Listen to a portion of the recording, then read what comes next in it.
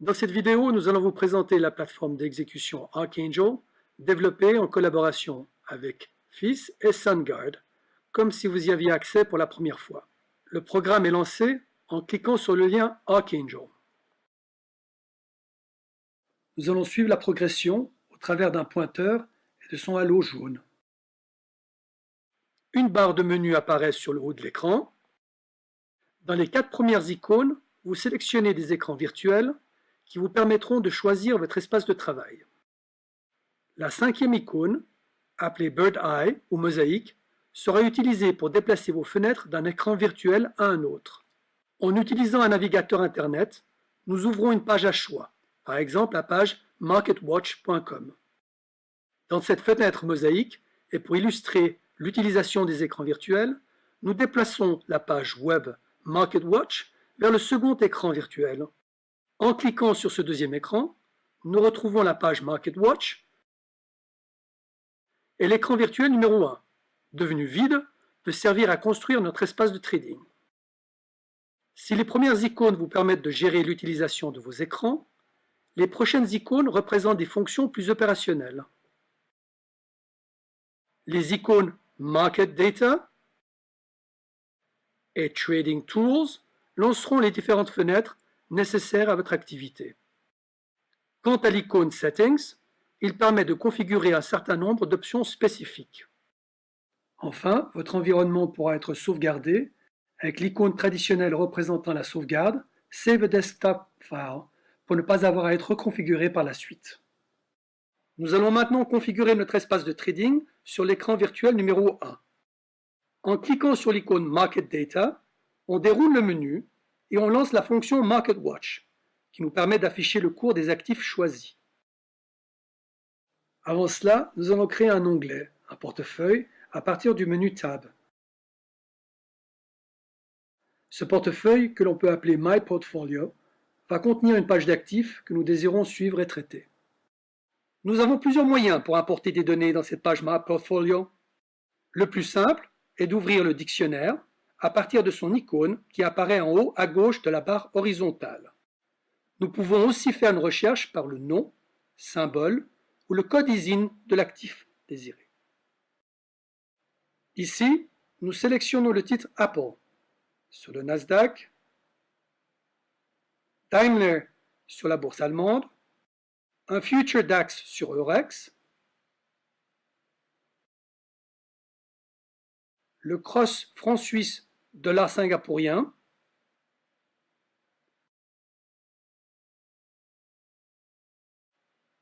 une obligation Fiat sur Milan,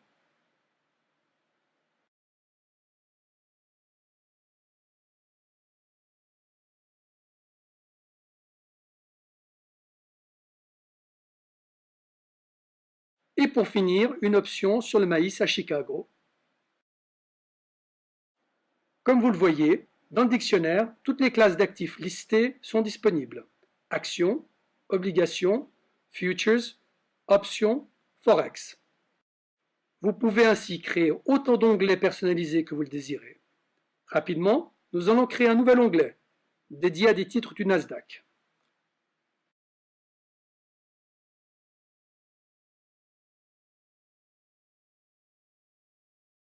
Dans Market Data toujours, vous pouvez ouvrir une autre fenêtre intitulée Instrument Summary qui va vous permettre, pour l'actif désiré, d'afficher la profondeur du marché.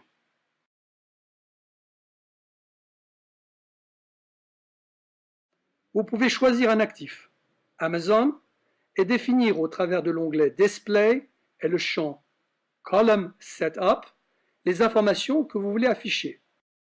Minimum et maximum, volume traité par exemple.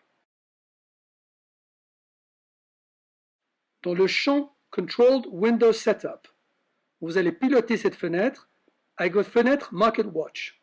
Ainsi, lorsque je sélectionne un actif dans le portefeuille, la profondeur du marché et les informations sélectionnées sont automatiquement affichées. Chacune des fenêtres peut être personnalisée. En passant par le menu Display, on peut choisir la colonne que l'on veut afficher ou on peut changer leur ordre. Ici, par exemple, nous allons rajouter une colonne donnant le volume traité, puis nous la déplaçons vers la gauche. Vous pouvez bien entendu choisir la police de caractère désirée ou la couleur dans la fenêtre.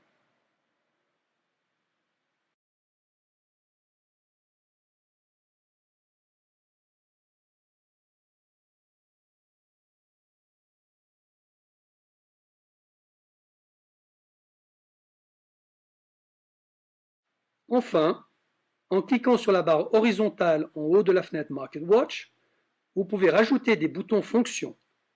Ici, des boutons Buy and Sell, permettant un passage d'ordre plus direct.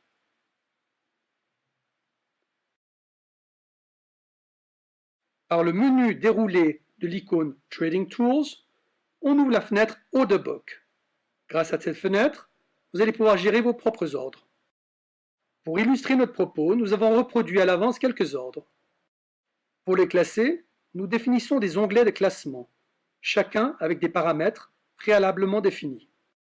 Ici, nous avons un onglet prédéfini All pour tous les ordres.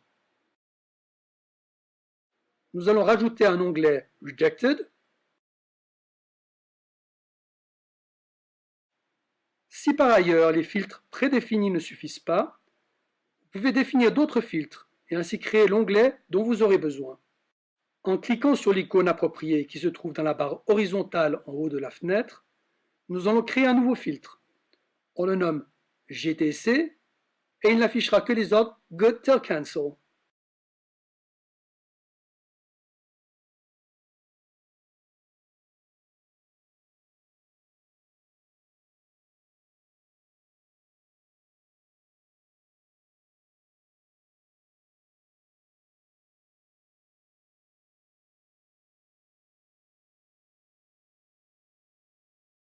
Toujours dans le menu déroulant de l'icône Trading Tools, nous ouvrons la fenêtre Trading Watch, qui nous permet d'afficher tous les événements liés au trading.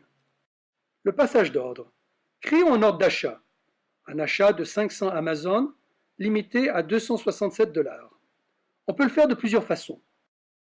Dans notre fenêtre MarketWatch, par exemple, il suffit de sélectionner le titre et de cliquer sur le bouton Achat. On rentre ici simplement la quantité et la limite, ainsi que d'autres modalités telles que des algos ou la place d'exécution si nécessaire. Et on confirme notre ordre en cliquant sur Buy.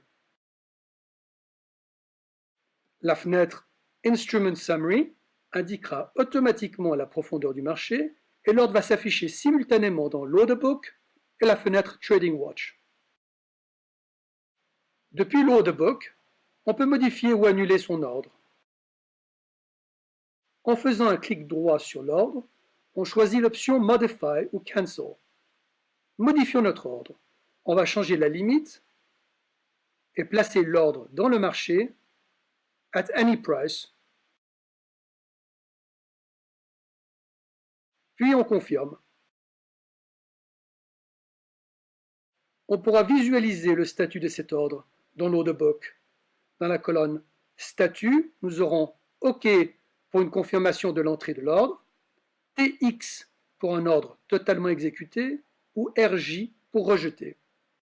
La quantité exécutée et le prix moyen s'afficheront également dans leurs colonnes respectives.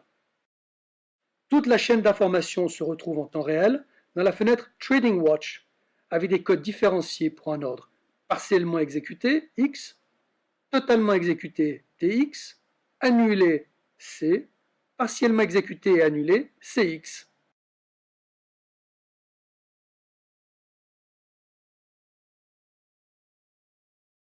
Visuellement, l'utilisation de couleurs permettront de bien suivre la chaîne des exécutions.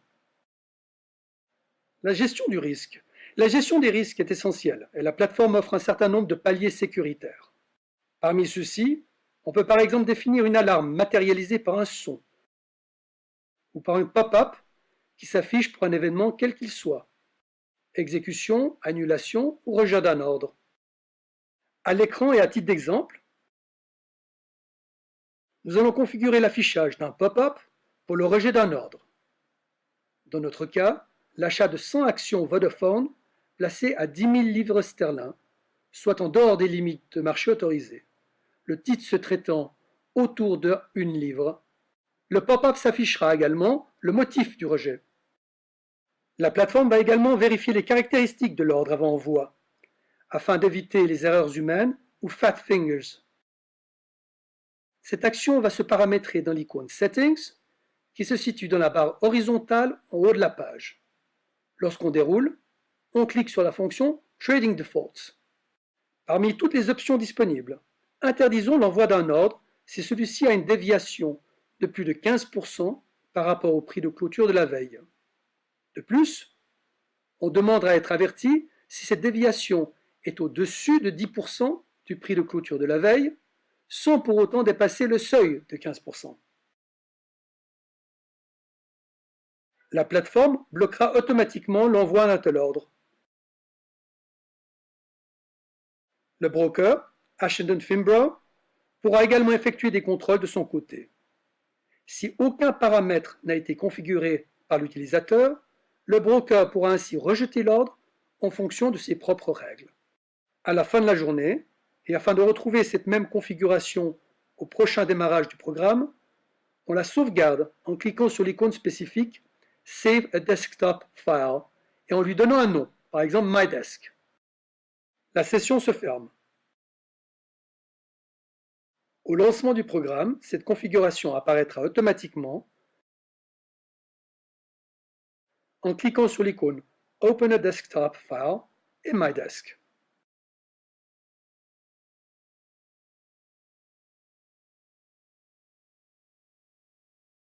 Nous vous remercions d'avoir suivi la présentation. Pour revenir en arrière, à une étape que vous voudriez revoir, il vous suffit de déplacer le curseur dans la barre horizontale en bas de l'écran.